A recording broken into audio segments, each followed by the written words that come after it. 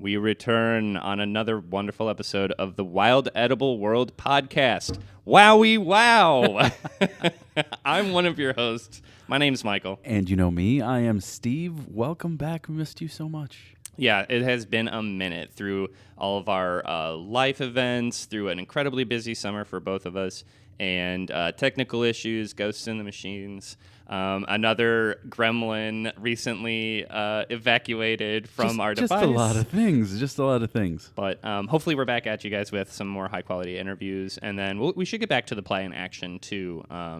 Maybe a couple you and me, just me and Steve episodes coming up, maybe. Yeah, you'll have some good stuff coming through. We are here. But we are here. With the ambassador of Acorns.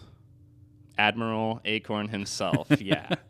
Jesse Akozbek, right? I said it right, Jesse? Akozbek. Akozbek. You were close. Very close. You were close. I was close. He's a feral foraging, super reputable guy on the internet right now. Over 10,000 followers on Instagram, I think, Jesse. right now. Jesse. If you're into foraging, you probably know Jesse. Yeah. I had the pleasure of meeting Jesse at the Midwest Wild Harvest Festival last year. I've never had the pleasure, but I'm hoping to this next season. Yeah, and he's super awesome, super knowledgeable. Really happy to have Jesse from Feral Foraging on the show with us today, man. Thank you for being here. Absolutely. I'm very excited to be here. Has anyone ever called you Admiral Acorn before? Because that's pretty cool. No, but I love it. I'm going to wear that like a badge. Oh, wear it like you need one of those like naval hat, one of those big like the triangle hats. Yeah. Yeah, Admiral Acorn. Napoleon of nuts. Oh, we're on one right now. We're getting a little carried away. So many different directions to take. So we're really excited to talk about acorns with you. We've had an acorn episode before, but we're still kind of talking outside of our depth because we haven't personally really processed the nuts or anything. I don't really have the space for it. It's just a lot of work. But what's what was the beginning of your life experience with acorns? Yeah, it's funny because my first experience with acorns was actually my first experience with foraging ever. In fact, I call it my foraging gateway drug. So I was attending university at the time. Yeah. I was attending university at the time, and I was listening to this podcast called the Rewild Yourself podcast. The host was Daniel Vitalis. Before each episode started, he'd do a little monologue and talk about what's going on. And he kept talking about foraging and eating acorns. So what's funny is that my university I was attending is actually known for its oak trees. And I was biking around campus one day. Acorns were on my mind, and I just see this tree with a bunch of acorns littered at the base, like huge, perfect acorns. So I thought, okay, well, I'll try this out. So I went home, I got a bucket, I gathered probably about 2 gallons of these acorns, I brought them home, and then thought to myself, well, shoot, now I need to figure out what to do with these. I don't want them to go to waste. So I did some research and went through the process. I dried them, cracked them, leached them. Eventually I got my acorn flour and I made kind of like an acorn banana bread. It was almost like acorn brownies. It sounds incredible. I took my first bite and I was hooked. I was completely hooked. And it just opened up this whole new world for me. And this question of what else is out there that I can gather and eat like this. And I ask myself the question every day. And that's what continues to lead me along my foraging journey. Well, you are a trooper, sir, because when I think about harvesting acorns, and after I educated myself fully by watching all of your great videos on YouTube about I think you did a 3-part series, is that right? Or is it even more now?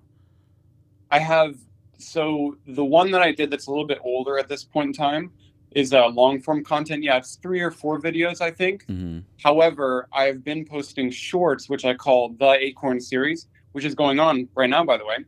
And that has much more up-to-date information on what I've learned over the past several years with processing and working with acorns. Yeah, the dedication to listening to that, and shout out to Daniel Vitalis. We miss your podcast so much; it was so good. But to find those things and then go through all the steps to process and leach and prepare this, it's a lot for your first foraging thing. My first thing was like a plum. I was like, hey, look, it's on a tree. Let's put it in my mouth. Mulberries are 80% of foragers' first thing. So acorns being the initial event that like sets you off on this journey. Yeah, you're like, all this really other inspiring. easy. Yeah, that's right. It's all easy from there.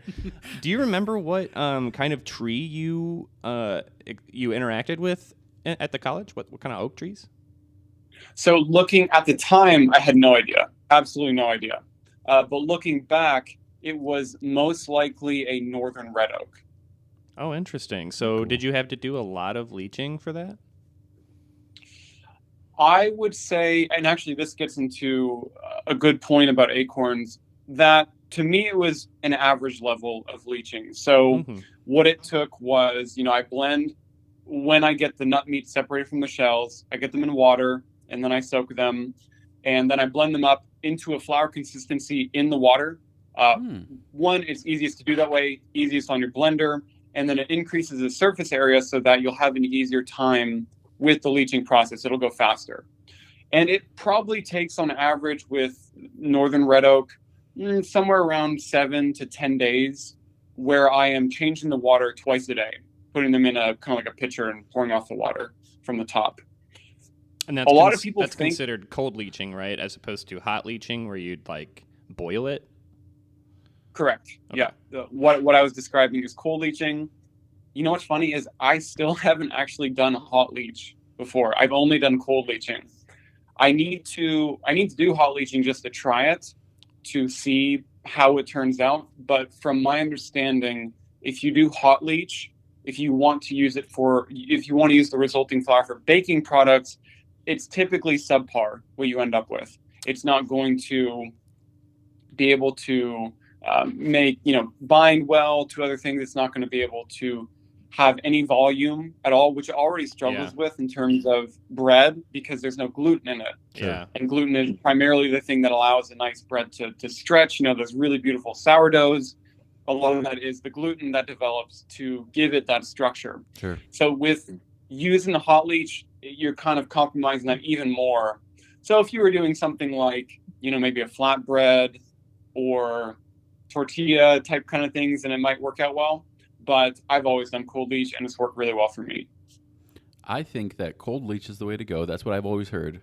Anyway, I think I've listened to the Daniel Vitalis episode that you're talking about, and I've always heard cold leach. Plus, the idea of like a banana brownie acorn thing is all I can think about right now. Yeah, you made that sound really good.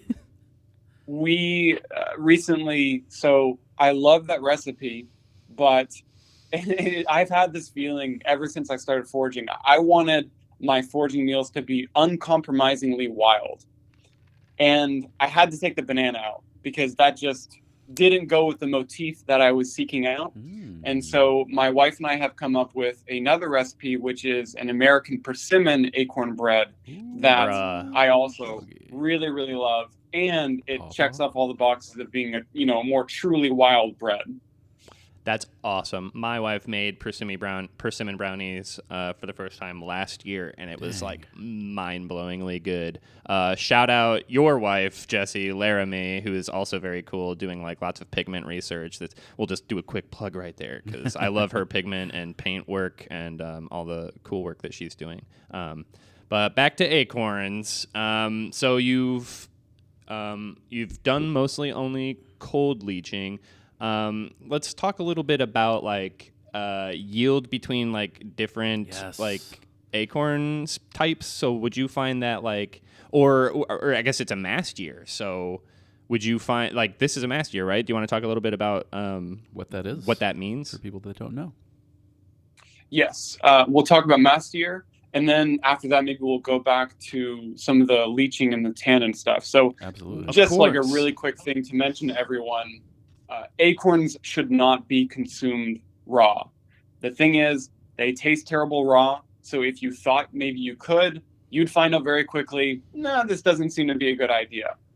But then on the mast year thing, so what's funny is that I would say that there is a high likelihood that every year is actually going to be a mast year for at least some species of oaks.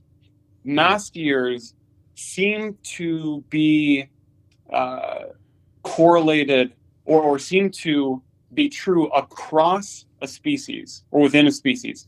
For instance, this year in North Alabama, chestnut oak is having a bumper year. I mean, they're dropping like snow. It's crazy. Additionally, chinkapin oak also having a crazy mast year. No matter what part of the town that I'm in, if I'm around a chinkapin oak, they're dropping acorns like crazy. Last year, that wasn't the case. Last year, we had a really amazing northern red oak season. And this year is a terrible red oak season.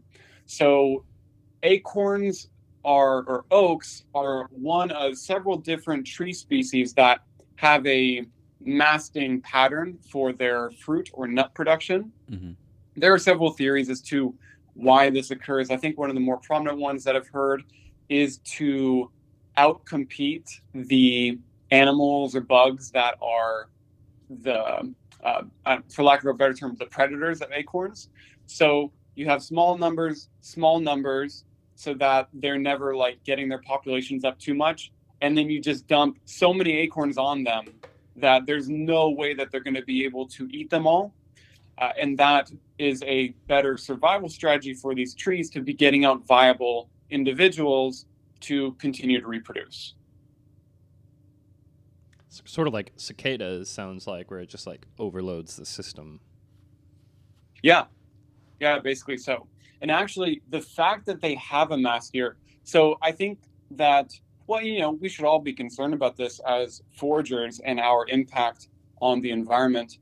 People are always very concerned that by a forager, by myself, taking acorns, oh no, all the squirrels are going to die now because we took some acorns.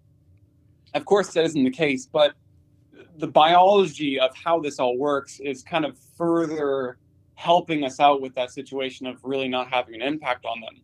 Because the strategy of the oaks is to drop so many acorns that there is no way that any amount of animals are going to be able to get to all of them anyway. So what I actually think, and what I always argue, is by us humans taking part in that ecosystem, we are utilizing calories, real and abundant source of calories that would otherwise just go completely unused. They're not going to waste, but they're not being used. Sure. And I see my consumption of those calories reducing my need for calories from agriculture. Squirrels do just fine in human settlement. Whenever we make human settlement, suburbs, cities, urban environments, so on, squirrels do just fine. However, many other animals, that is not the case. And when we have to plow a field, all of those animals aren't doing too well. So if we can reduce our need to plow more fields, then we can help out all of those animals. And I would argue that eating acorns is a really wonderful and delicious way that we can do our part to reduce the need for more and more fields. Yeah, that's brilliant. I love that. Yeah, we love a good wheat alternative here. For that, for the exact same reason that you were just saying. So they have different mast years. I didn't really think about that. So it's like different species have different mast years. And then do you know about them like happening kind of like pretty much all across the country? All the chinkapins will have a really good year for like across a really large distance, or do you find that to be true or no? That is a good question, and I don't have any hard data to answer it, but what I have found is if I make a video about and I showcase a certain oak species, that people who would be, let's say, further up for me in New England might comment, oh, this was a really bad year for us for that species, where for me it was actually a pretty good year. So I would guess that it's probably more regional. How wide that region is, I'm not really sure, but it's certainly more than, just the city from what I can tell. Cool. Right on. I have a question. Oh, great. Okay. I have a question that you may or may not know the answer to. Just in reference, since you're talking about acorn consumption and just I guess, the future of these big trees and whatnot. Do you think that there's any real threat to future acorn production or old oak, old hickory production from an overpopulation of deer? Of deer? Yeah. I would, if there's one thing that gives me concern for oaks, it's not really an animal species. It's actually more of something like a bacteria or a fungus. Sure. There are some that I've heard of that are affecting oak species within the Southeast. I can't remember them off the top of my head, but that is what, something like what infected the American chestnut. That would be a larger concern on my end for, the future health of oaks than animal species are. Got it. I've heard, I don't remember exactly where, one random podcast of 10,000, right?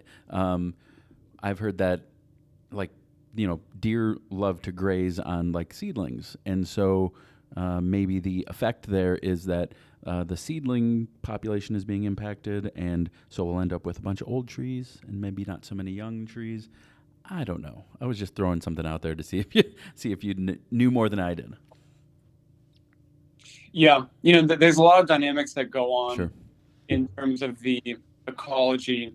And one more thing that I'll add to what I talked about of humans going in and eating the acorns, the one part to that is that, we then need to do our part to nurture and carry forth oaks, which I think more and more people should be doing. And I've been really excited to see a lot of other creators who are talking about gathering acorns for the purpose of germinating them to grow oaks. They are a really incredible species for not just squirrels, deers, chipmunks, etc., but they're also really incredible host species for, I think it's in the hundreds of different insect species. Wow. So, not only just primary resource in the form of their leaves and acorns, but also another base layer in the trophic system of all of the insects that they support.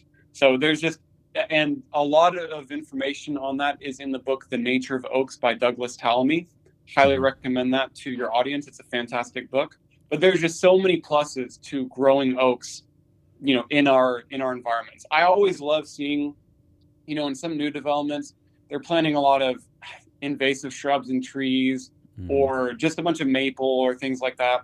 But I really love seeing some older, just parking lots or urban environments where they have a bunch of water oaks or willow oaks or just different oak species. I always love seeing that. Sure, absolutely. Michael and I are huge on just like land stewardship in general. Everybody wants this, for our children, our children's children, or future generations. So, no, I think those are great points. Yeah, and with every conversation, I guess there's a little bit of nuance. So it's like to be sort of the devil's advocate for like once in my life, it'll be it's like I just think like, yeah, you want to make sure that people are growing enough oaks, but you don't want too many oaks because that's like how a blight can spread and get started is because there's it's almost like a monoculture of trees. So definitely like. We definitely need more oaks still, but like only so much or else. Yeah, no, I definitely agree. It's kind of funny you mentioned that because it makes me think of this is just like a funny like side metaphor or anecdote. We're talking about omega-3 and omega-6 fatty acids, and in the health blogs, you'll always see omega-6 bad, omega-3 good. But from my understanding, it's not that black and white. It's more about making sure that there's a balance between the two of them. The thing is, of course, in at least the Western diet, basically you throw a rock in a crowd and whoever you hit is likely going to be far more towards the omega-6 end than the omega-3. So if you say omega-3s are good, then chances are you're right. But with all these things, of course, there's more nuance behind it. Yeah, it's never black and white like that. It's never so easy. And if someone tells you it is, they're selling you something. Just like it's black and white that you should buy our merchant. Yeah, anyway. How about, let's go back to... the tannins. Tannins, yeah. Tell us about the tannins. Yes. A tale of tannins. So I think one of a conception that I see very, very often one that I've held myself at a point in time, is that white oaks, low tannin, good; red oaks, high tannin, bad, at least from a human consumption standpoint. Mm-hmm. And as we were just talking about, there's a lot of nuance to that, and I would argue it isn't necessarily true. So the first thing is that the white oak group, and just basically speaking, the white oak group of oaks, if you see an oak with softly lobed leaves, chances are it's a white oak. If you see an oak with sharp lobed leaves, chances are it's a red oak. So in the white oak group, on average, the species are going to have a lower tannin content than the red oak groups on average. Now, if we were to go species to species, you could certainly find a red oak species that has lower tannin content than a white oak species. But on average, that is true. However, from my perspective, no matter what the initial tannin content is, I'm going to leach them. I'm going to leach it all out. So maybe it takes a little bit longer for a red oak, but that's fine because it's all going to be gone in the end. And that extra, whatever it might be, 2 to 4, 6 changes of water isn't a really huge impact to me. There are 2 major things that I'm looking for of an acorn that is a good acorn that I'm going to be going out of my way for. I want it to be large. So like the actual nut is large. Every crack will give me more nut meat, less cracks, less to deal with. That's why I would never go out of my way for something like pin oak, because the acorns are just so tiny. So that's the first thing. And then the other one would be storability or insect resistance. And this is where tannin may actually be a positive thing in some ways. Yeah. So one of the reasons why the oak is even producing tannins is probably to combat against insects. And so for that reason, I tend to find that, let's say, northern red oak will have less acorn weevils that have infected the nuts than a different white oak species would have. And they also I find them to dry way easier, which is something that matters a lot to me because I like to store my acorns to use across the years. You mean procrastinate? And that's kind of what you do with the... Sorry? You mean procrastinate? Right. A little bit of that too. Always. Yeah, I think that my especially this time of the year where acorns are falling, hickory nuts are falling, black nuts are falling, like just so many things at once, it's just like gather them, get them preserving so that in the wintertime, when there's not anything else to have to go for, I can just, go through and process all of them and not have to worry about it while there are so many things that I'm trying to get to all at one point in time. For sure, yeah. It's harvest season, baby. Yeah, that's great thinking right there, I'll tell you what. So what's your process for drying? For drying, if it's a small batch, I have used a dehydrator in the past. The important thing to know about using a dehydrator is if you are going to use one, dry them all the way, completely dried. Because, and I will say, Sam Thayer talks about this in his book. That's where I first read it from. Which one of his? It's Nature's Garden by Sam Thayer, which, by the way, is one of the most amazing accounts of acorns. When I read his book, it's like after a good I had been quarter of the book is acorns. Yeah, I read his book after I'd been bumbling around and experimenting with acorns for 2 or 3 years. It was just like, oh man, I should have read this way sooner. Like day one, I should have read this.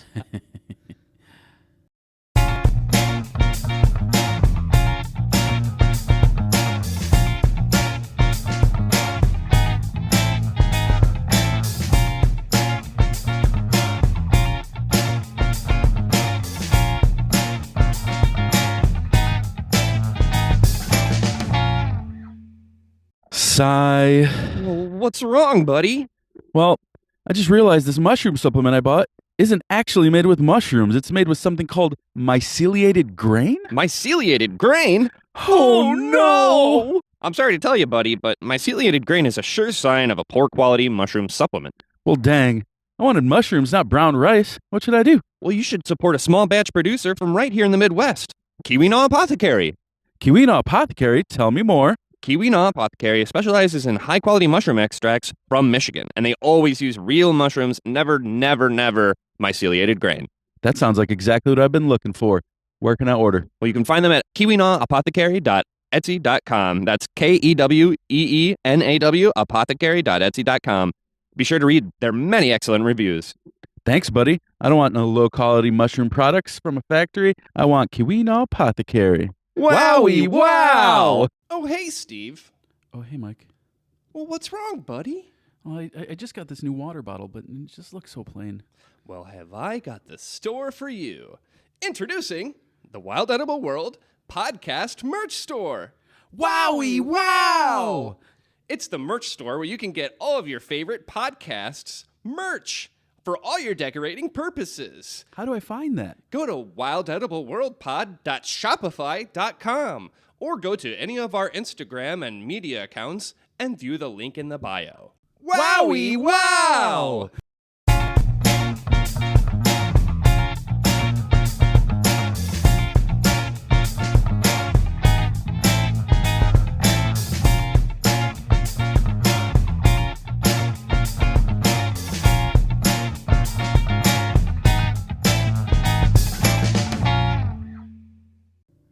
Yeah. So if I have a large harvest, which I like to work with acorns a lot, and I'm learning a lot about them every single year. So I gather a fair bit of acorns, far more than I can do in a dehydrator. What I do is I'll use like a flat, like a baking sheet, or I've even made these things with kind of like a mesh base, and I want them all in one layer. What I love using is just like a fan, a box fan, something, doesn't have to be expensive, just some kind of fan, and I'm putting them in front of the fan at least for the first week or so, and just having the fan blow over them to increase the airflow. And then eventually, if I've run out of space or if it's getting too cold outside or it's too wet outside, then I'll just keep them on those baking sheets and I'll bring them inside, keeping them in a single layer. And I'll just let them slowly over the course of several weeks become dry.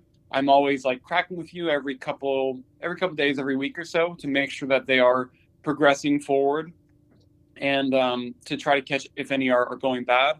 They're kind of like apples. If you get a few that start to go really bad, they could mess up the rest of a batch. So It really is one of the most important parts to me. Okay. Yeah, that's good thinking right there. Practiced hand. So you've lost a few batches before? Oh, when I first started, I had no idea what I was doing. It was also just a very humid place where I was. I lost a lot of acorns just from not. I think one of the most critical parts is at the very beginning. At the very beginning, you want to kind of have an accelerated rate of getting them to start drying. Towards the end, you can ease up on that. But yeah, if you don't get them drying fairly quickly, then they can go bad on you, and then you've lost a lot of food essentially. What do you think your yield is on average? I know it probably varies, but from like pounds of acorn to like 1 pound of flour, for instance, or 1 quart of flour, what have you? Yeah. It's funny that you should ask that, because I was actually just doing some research and trying to come up with a calculation of calories that you can get from acorns, which, by the way, from my estimation of just rough numbers that I've done, it does rival some agricultural crops in terms of productivity capability on like an acre of land per se. We're not talking about something like sugarcane or corn or potatoes, things like that. But, in the millions of calories is what I would imagine that it would be. Oh, wow. So I think that you probably lose somewhere around 50% of the weight from, it's going to depend on the species, but let's say an average of 50%. So you're going to lose somewhere like around 30% of water loss, and maybe another 25%, something like that, for the shell weight compared to the actual nut meat weight. Mm-hmm. So something like that would be a good prediction of what you actually end up with from gathering all the nuts wet to eventually ending up with dried acorn flour. So when you have these nuts going bad, they turn like black. How do you know they're bad? They turn. So one thing to mention is that if you dehydrate acorns, even on 95, they're going to turn darker in color. If everything else seems fine about them, but they're a little bit darker in hue, like a darker brown, that typically means that they're fine. And this is all also where you should be cracking them along the way to just, get a sense of where they're going and what they're all looking like throughout the process. So a really easy way to tell if they're bad, of course, is like if there's going to be like holes in them, this gunky stuff, that means that there was an acorn weevil there. Doing a water separation, I have a video about this, is a fantastic way to just quickly get rid of a bunch of them that probably had weevils in them. I'm a fan of water separation. It doesn't work great in every situation, but it works great in a lot of situations. Another thing would just be, if it's like black, especially like sometimes you'll see it's black and only one half of the nut meat is, that's not a good sign. If it's moldy, if there's visible signs of, bluish, whitish mold, that's another sign that these are not doing too good. And you should probably discard with a high rate of discrimination because those nut funguses can like really mess you up from what I've heard, right? So Sam has talked about the rancidity that happens with hickory nuts. And he has some pretty colorful accounts on how bad of an experience that it can be. Thankfully, I have never experienced that with acorns. So, but it's not, I'm still learning more about hickory nuts, so it's like really front of my mind. But, if I do the float test and I get them drying quickly and I wash them through the drying process and I never noticed any like weird colors or things like that going on, I feel very confident that I'm not going to experience ill effects from the acorn flour that I'm going to make as a result of it. Cool. All right, that's reassuring. And do you think that flour is by far your most popular use for acorns? Do you ever roast and candy them or anything along those lines? Flour is, I would even say it's the only use that I've really made with them. Okay. I think that I had just to try it, I tried to make of what you'd think of like hickory nuts or walnuts or something like that with them. Mm-hmm. And it just wasn't really good. There was an account that I read of this, and they described acorns as like a cereal grain growing on a tree. And I think that is actually a pretty good way to think about it. It's way more of like a flour carbohydrate than it is of what we traditionally think of as a nut. That's fascinating. Yeah, I'm just trying to figure out what crunchy aspect I'm going to put on my pawpaw acorn flour brownies, And I was thinking, hey, how about more acorns? But maybe keep to the drawing board. Maybe crumbled or I don't know. That's a good roasted acorns maybe. I don't know. That's a good question, Steve. So when you have, I saw your video, I think it was just earlier today or yesterday, all about acorn starch, and that's the only thing I've used. So that's just a natural byproduct of the leaching process, right? It can be, yes. And I have seen I don't even know if I've seen any accounts of this written by an English speaker, like someone from North America, on the use or really centered around the use of acorn starch. Mm-hmm. When I was doing research for this, I was noticing that I was losing all of my starch when I was leaching them. Everyone tells you, oh, just be careful when you're pouring it off that you don't lose the starch. Well, it's really light. It's really, really light. And so I was losing basically all of it by the time that I was done leaching, no matter how careful that I was. So I started to separate the starch before I actually really formally began the leaching process. And then it worked out so great, I wanted to do more research.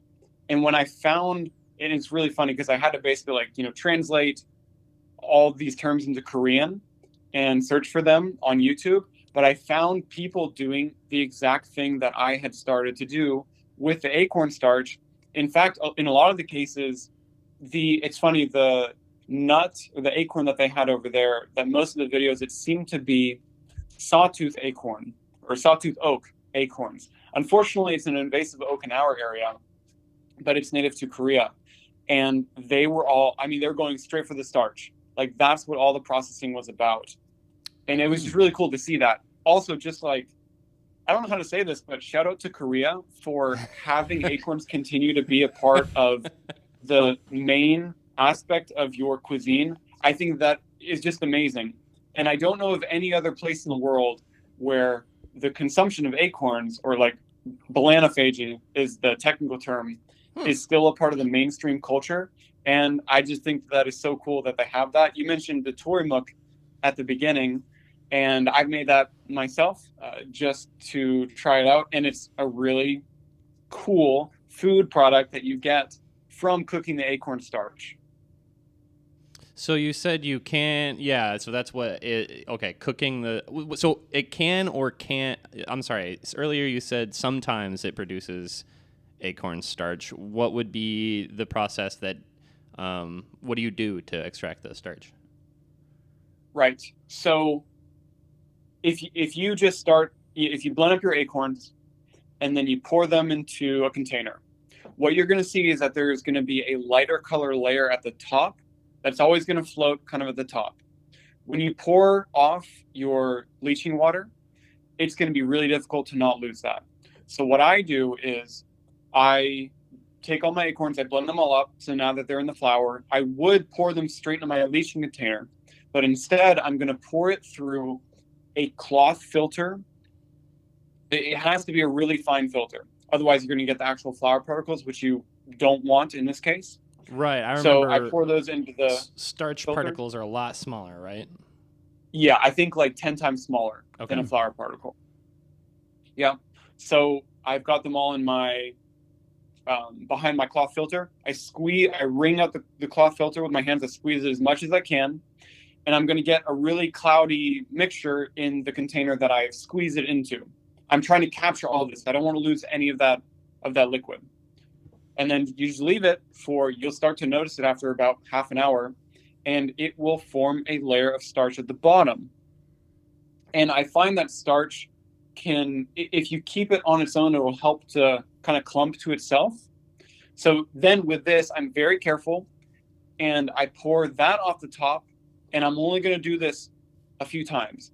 A cool thing about the starch being so fine is that if there are any tannin components that are mixed within that, they're going to be leached out really fast. Like, I don't think it's ever taken me more than 3 changes of water with the isolated starch to get it to where I'm not tasting any astringency anymore. And then you get that all leached, and then you put that in a dehydrator, dehydrate it. You're going to end up, it's going to look kind of like the cracks on like really dry earth. I put that all into a blender, blend it all up, and bam, you've got acorn starch, and it's amazing.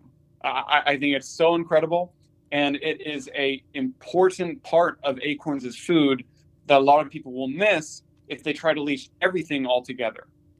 Yeah, I would have never thought about that. Yeah, and you can still do the normal leaching process afterwards, right?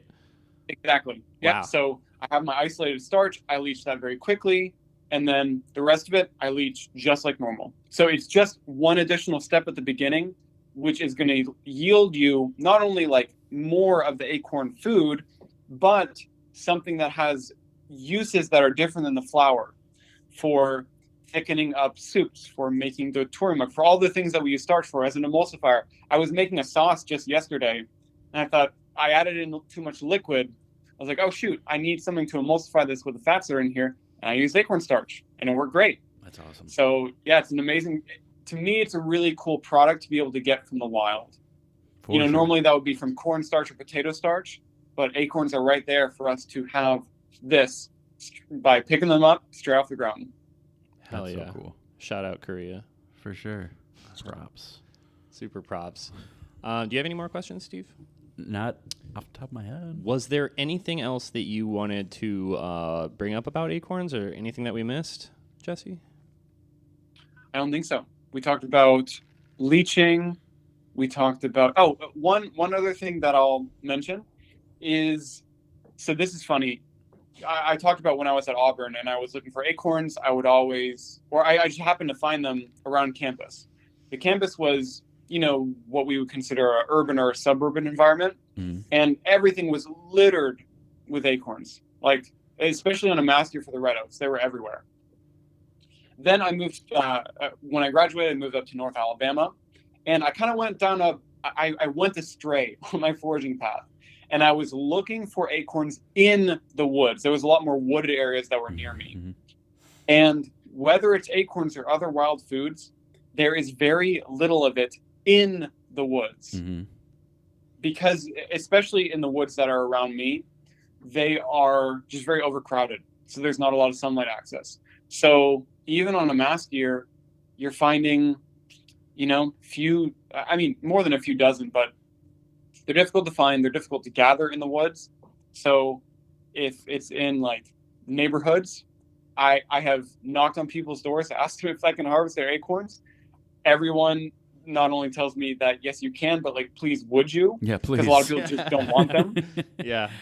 That was actually one of the best tips from one of your most recent videos that I saw was, don't look for the patch of woods with oaks, look for the standalones. Exactly. Further, like, you can just watch in an area that has a lot of acorns that's, let's say, in your neighborhood. I'd be willing to bet that a lot of the acorns year after year are just kind of like rotting or drying there in place. Sure. In these suburban environments, there aren't as many animal species that are able to get to them. Contrast that with the woods, right, where there are a lot more animal species that are relying on them. Mm-hmm. But yeah, in a neighborhood, suburban environment, no one's going after those acorns. So that's where us as foragers can step in and we can really take part in our ecology. We are all about that. Love that, Jesse. Jesse, before we called you today, Michael and I were chit-chatting a bit, and I was like, what I want to ask Jesse is why? It seems like such a long process. Yeah. Why acorns? But you got me, buddy. I'm signed up. Yeah, Let's convinced. Do it. I'm going right now. Is it still daylight outside? Yeah, Let's do this. Awesome. I'm very happy to hear that. Hey, I'll tell you what, while, if it's still daylight and you're able to get some acorns and you post them online in any way, hashtag with Acorn Series. I've been following that, and I really want to make this kind of like a community collaborative effort of everyone learning how to utilize and showing that they're building a relationship with oaks and acorns. Sounds great. Yeah, absolutely. Yeah, we'll encourage our listeners, if you guys, pick anything up from this episode and you're out there inspired, definitely share with hashtag Acorn Series. Jesse, do you have a favorite species of oak tree? There are two that I would consider like my favorites. So I'll start with the second one to build up to the other one. The second one is the northern red oak that I talked about. Mm-hmm. A lot of northern red oak that are in suburban environments just produce like really, I've been avoiding saying this, but I'll just say it, really huge nuts. They make really huge nuts.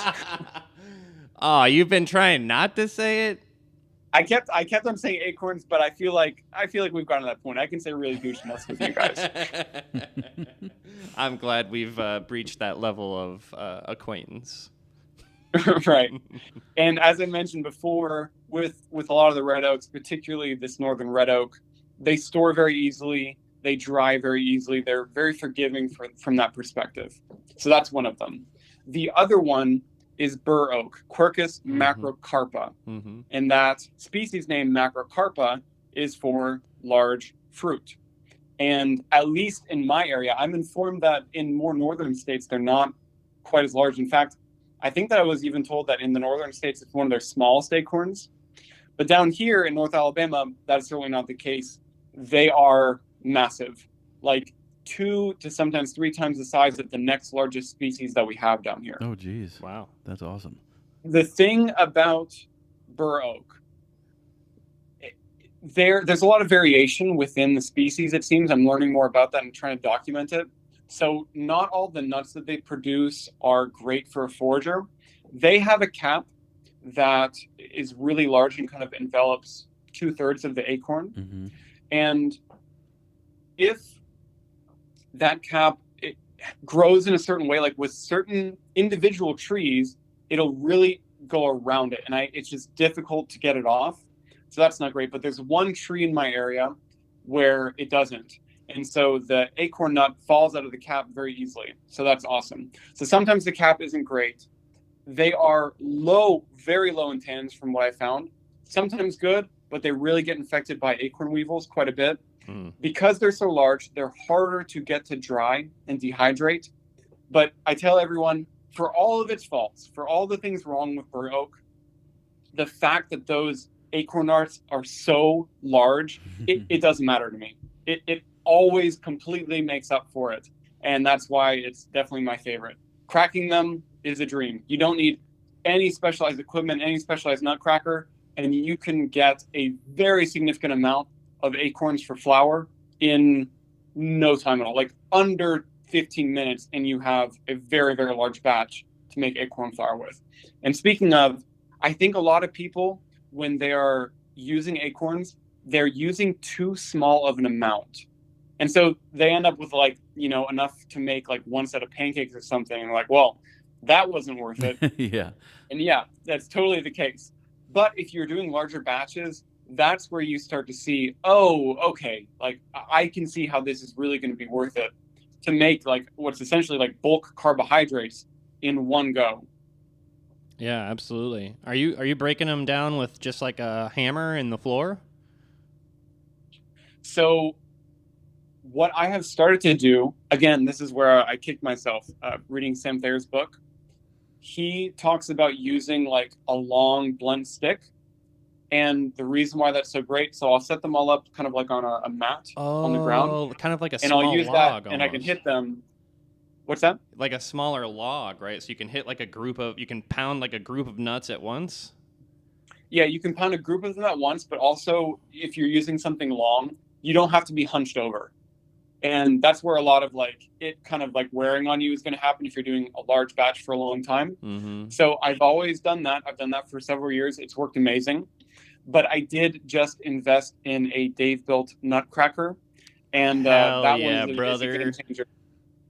Oh man, I'm so jealous. I want one so bad. You had to like call them, right? Yeah, I had to contact them, and I had to I think I had to email them or something on their website to put an order in. It took several months to get it, and it's not the cheapest thing in the world, but for me, it is a vital tool. If you are cracking dozens of acorns, that's perfectly fine to do with a hammer or with the method that we just talked about. But I want to process hundreds and hundreds of acorns, and it's that's just the most tedious part of the process, and the Dave built nutcracker removes that as a blocker for me. So I've been experimenting with it more this year and kind of like tinkering with getting the settings just right, and it's been working amazing so far. Awesome. Yeah, that's been on my wish list for a while. It is a very cool piece of machinery that you can only find like it's only worth getting like this handmade piece of like cast iron equipment from the Dave built people. There's always like a model or two sitting around at the Midwest Wild Harvest Festival, which is the first time I saw it, and then just watching people just like pour bags of hazelnuts into this machine while they just like sit there and twist this handle, and it's just like churning out all these cracked nuts just perfectly. Yeah, super jealous. Yeah, it's if anyone's listening, and well, probably you're a forger or you have a forger in your life, the Dave built is like the perfect gift. Yeah, definitely. It really is. Yeah, wink, wink, my wife. So I think we're pretty much out of time, but I think we covered all of our bases anyway. You have anything to add, Steve? No, I just enjoyed this so much. Let's do it again, Jesse. Yeah, it was cool as hell. Awesome. Likewise. Yeah, all kinds of things down here in the Southeast to talk about related to foraging. The one thing that I'll mention, if people are inspired, I hope that you were, to forage acorns and to eat acorns after processing them. I do have a video series that is online. Every part of it is free, called the Acorn series. Whatever social media platform that you're on, you can probably find it on there on Feral Foraging.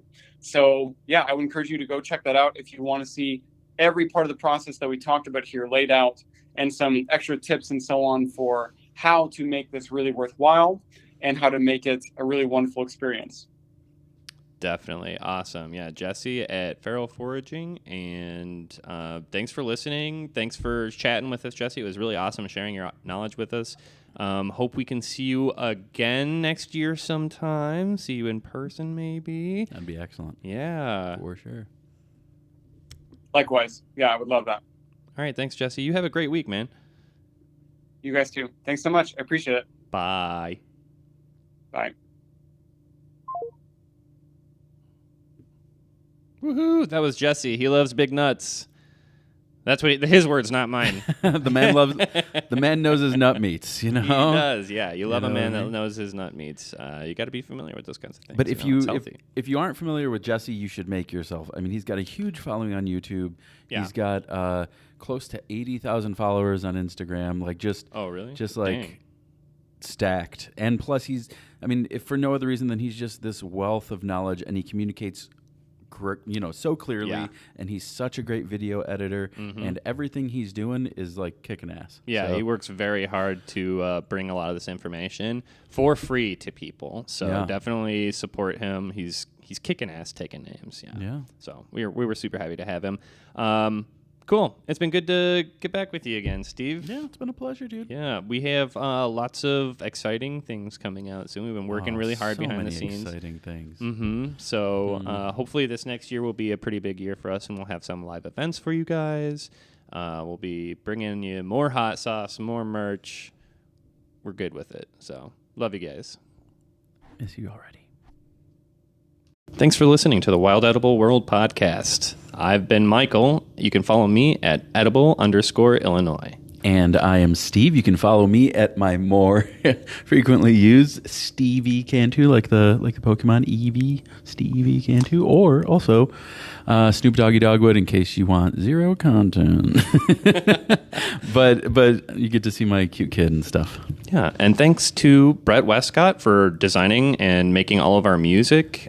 He's done really awesome work. Thank you, Brett. And thank you to Laura Feller for making our awesome logo and all of our merch, pretty much. Yeah, the one and only Laura Feller. Yeah, doing Baker. all of our artwork. So I don't know. What do you do? Do you hyphenate? No, just Feller. just exist. Yep. Okay, cool.